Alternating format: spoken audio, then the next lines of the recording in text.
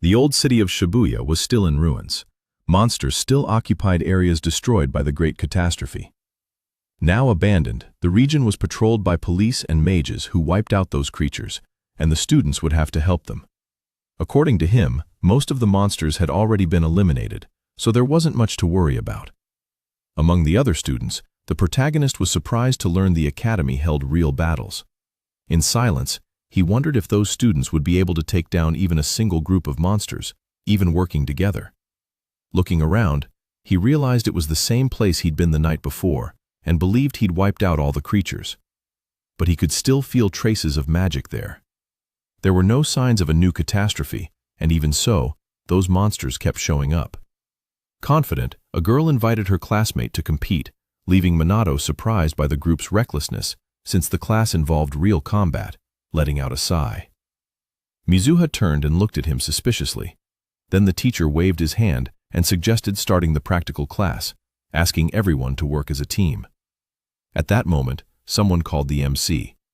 Meanwhile, the protagonist leaned against the wall of a ruined house with a smug, malicious grin. Tadano said no one was going to interrupt them, saying there'd be no mercy this time. Ichami just took a deep breath and pulled himself together. Calmly, Minato said that if something bothered him, he could just ignore it. But getting irritated, the redhead yelled that no one had given him the floor. Furious, Tadano asked why Mizuha was paying attention to someone so weak.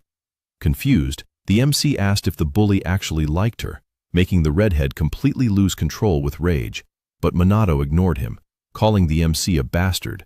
The redhead activated his magic, saying the protagonist had signed his death sentence, but Ichami just asked him to stop. Not listening, Tano said it was too late for apologies. Then the MC told him to turn around, but the bully said that trick wouldn't work on him. All of a sudden, a strange sound caught his attention. When they looked back, they saw a huge monster wrapped in dark energy. The boys' eyes went wide, not believing what they were seeing. Feeling the oppressive aura, they asked what was going on. One of the goons asked how a demon guard had shown up in Shibuya.